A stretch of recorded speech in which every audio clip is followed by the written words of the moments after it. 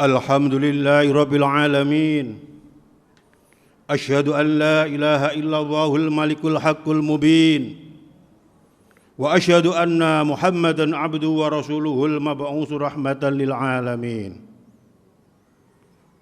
Allahumma salli ala sayyidina Muhammad wa ala alihi wa sahbihi ajma'in. Amma ba'du. Faya ibadallah, usikum wa iyaya bitaqwallah faqad fazal muttaqun. Qala ta'ala fil kitabil karim, a'udzu billahi minasyaitonir rajim. Ya ayyuhalladzina amanu taqullaha haqqa tuqatih wa la tamutunna illa wa antum muslimun. Ma'asyiral muslimin rahimakumullah. Setiap kali khotib naik mimbar, tidak bosan-bosannya untuk mengajak atau mengingatkan, terutama pada dirinya sendiri dan para jamaah sekalian. Hendaknya marilah kita bersama-sama meningkatkan rasa takwa kita kepada Allah dengan takwa yang sesungguh-sungguhnya, yaitu menjalankan semua perintah-perintahnya Allah dan meninggalkan semua larangan-larangan Allah. Insya Allah dengan modal takwa inilah kita bisa hidup selamat baik di dunia maupun di akhirat kelak. Ma'asyiral muslimin rahimakumullah. Salat subuh merupakan salah satu salat wajib yang mempunyai daya tarik tersendiri di antara salat-salat wajib yang lainnya. Meski kita tahu masing-masing salat wajib mempunyai keutamaan sendiri-sendiri, akan tetapi ada keistimewaan atau keutamaan di dalam sholat subuh. Hal ini disebabkan karena nilainya yang tinggi dalam syariat Islam.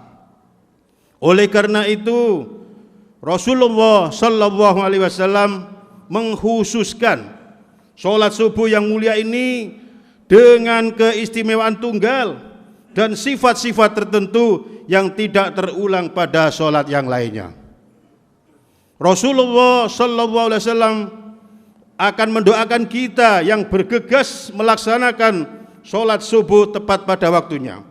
Sebagaimana telah disebutkan dalam hadis, Rasulullah berdoa, Ya Allah, berkahilah umatku selama mereka senang bangun di waktu subuh dan mengerjakan sholatnya.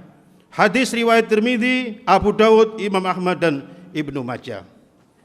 Jika Rasulullah SAW yang berdoa, maka tidak akan ada hijab atau penghalang di antara beliau dengan Allah. Karena kita tahu Rasulullah SAW adalah manusia yang secara jasadiah orang yang paling dekat dengan Allah. Ma'asyiral muslimin rahimakumullah.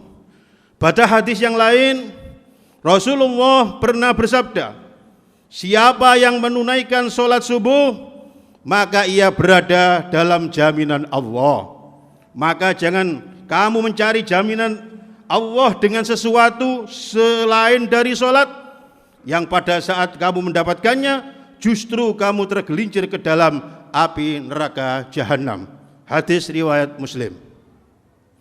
Apabila Allah yang memberikan jaminan, maka tidak ada keraguan sedikit pun bagi kita untuk mengingkarinya. Selain itu, waktu subuh adalah waktu yang tepat untuk mohon kepada Allah atas rahmat dan ridhonya. Dalam hal ini Allah berfirman dalam surat Al-Kahfi ayat 28 yang berbunyi, Wasbir nafsaka ma'al ladzina yad'una rabbahum bil ghadati wal 'ashyi yuriduna wajhahu wa la ta'du 'ainaka anhum turidu zinatal hayatid dunya wa la tudman alfalna qalbahu an dzikrina wattabahawa wa kana amruhu furuta. Dan bersabarlah kamu bersama-sama dengan orang-orang yang menyeru Tuhannya di pagi hari dan senjari dengan mengharap keridhoannya. Dan janganlah kamu mengikuti orang yang hatinya telah kami lalaikan dari mengingati kami, serta menuruti hawa nafsunya, dan adalah keadaan itu melewati batas.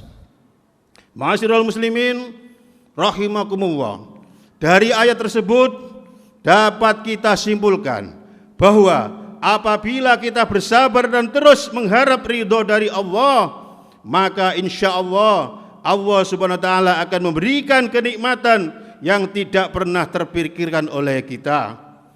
Dan Allah menegaskan kenikmatan ini akan diberikan oleh Allah yang melebihi nilai dunia dan seisinya. Ma'asyiral muslimin rahimakumullah, Allah juga menjamin 5 hal bagi hambanya yang mengerjakan sholat subuh tepat pada waktunya. Yang pertama, Allah memberikan pahala seperti sholat 1 malam penuh. Dari Utsman radhiyallahu an, beliau berkata, Rasulullah sallallahu alaihi wasallam bersabda, barang siapa yang sholat isya berjamaah, maka seakan-akan dia telah sholat setengah malam. Dan barang siapa yang sholat subuh berjamaah, maka seakan-akan dia telah melaksanakan sholat malam 1 malam penuh. Hadis riwayat Muslim. Artinya kita akan mendapat pahala yang sangat banyak di sisi Allah. Pahala tersebut tidak hanya di dunia saja, bahkan di akhirat kelak Allah akan memberikan pertolongannya kepada hambanya yang mengerjakan sholat subuh tepat waktunya. Dan pahala dunia yang insya Allah telah kita dapat adalah Allah akan mencukupkan rezeki kita dan akan memberikan kemudahan bagi hambanya saat dihadapkan pada suatu masalah. Dan yang kedua, sebagai sumber cahaya di hari kiamat. Saat kiamat datang, seluruh alam semesta akan hancur, matahari akan digulung, sehingga keadaan gelap gulita dan semua makhluk akan binasa. Saat kita dibangunkan dan dikumpulkan di padang mahsyar untuk menghadapi pengadilan Allah, maka disitulah akan terlihat cahaya dari orang-orang yang semasa hidupnya di dunia sering mengerjakan sholat 5 waktu, dan diantaranya adalah sholat subuh. Cahaya inilah yang akan menerangi orang-orang beriman yang tidak pernah meninggalkan sholat 5 waktu, dan akan semakin terlihat terang manakala seorang hamba yang rajin mengerjakan sholat subuh berjamaah tepat pada waktunya. Dan yang ketiga, dijanjikan oleh Allah masuk surga. Tak ada satu orang pun yang tak ingin masuk surga dengan segala kenikmatannya. Diriwayatkan dari Abu Musa al-Ash'ari, ia berkata, Rasulullah sallallahu alaihi wasallam bersabda, barang siapa yang mengerjakan sholat bardain, yaitu sholat subuh dan asar, maka dia akan masuk surga. Diriwayatkan oleh hadis riwayat Bukhari nomor 574 dan hadis riwayat Muslim nomor 635. Dari hadis tersebut dapat kita simpulkan bahwa ada 2 waktu sholat yang mempunyai keutamaan lebih besar dibandingkan dengan sholat wajib yang lainnya. Kenapa bisa seperti itu? Sebagian besar ulama berpendapat karena ada waktu tersebut adalah waktu yang sulit.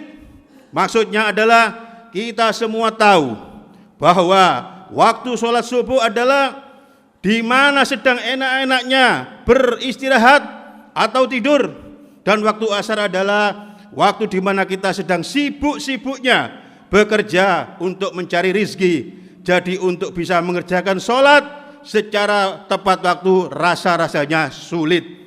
Oleh karena itu Allah memberikan keutamaan lebih dibanding dari sholat wajib yang lainnya. Dan yang ketiga, mendapat perlindungan dari Allah. Tiada perlindungan yang lebih diinginkan oleh seorang hamba melainkan hanya perlindungan dari Allah. Karena dengan mendapatkan perlindungan dari Sang Pencipta, maka sudah dipastikan hidup seseorang akan selalu diselimuti dengan ketenangan dan tidak akan pernah takut dengan apapun, baik harta, jabatan, keluarga, bahkan dari kejahatan yang disebut oleh manusia lainnya. Dari Jundub bin Sufyan, Rasulullah SAW bersabda, barang siapa yang menunaikan sholat subuh, maka ia berada dalam jaminan Allah.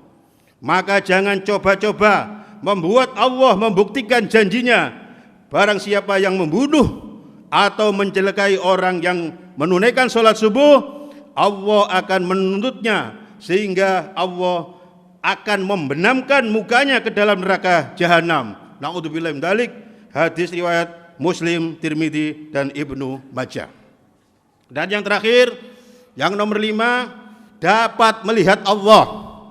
Siapa yang tak ingin bisa melihat Allah, pencipta semesta alam dan seinya dengan secara langsung, rasa-rasanya tidak ada manusia beriman yang tidak ingin melihat Allah.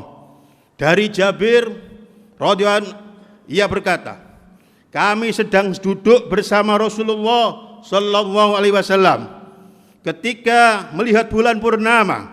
Beliau berkata, sungguh kalian akan melihat Rabb kalian sebagaimana kalian melihat bulan yang tidak terhalang dalam melihatnya.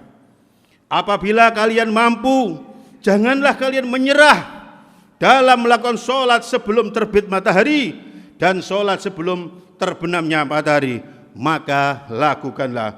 Hadis riwayat Bukhari dan Muslim.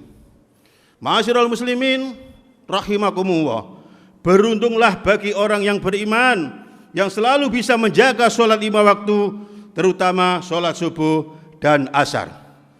Dari khutbah yang singkat ini dapat kami simpulkan bahwa orang yang bisa menjaga sholat subuhnya mendapat 5 keberuntungan, yaitu 1, diberikan pahala seperti sholat semalam penuh.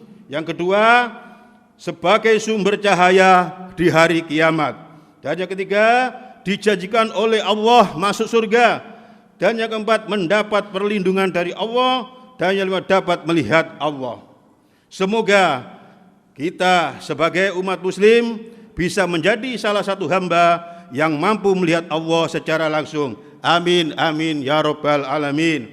A'udzu billahi minasyaitonir rajim. Bismillahirrahmanirrahim. Wal 'ashr innal insana lafi khusr illa alladziina aamanu wa 'amilus shalihati wa tawassaw bil haqq wa tawassaw bis sabr.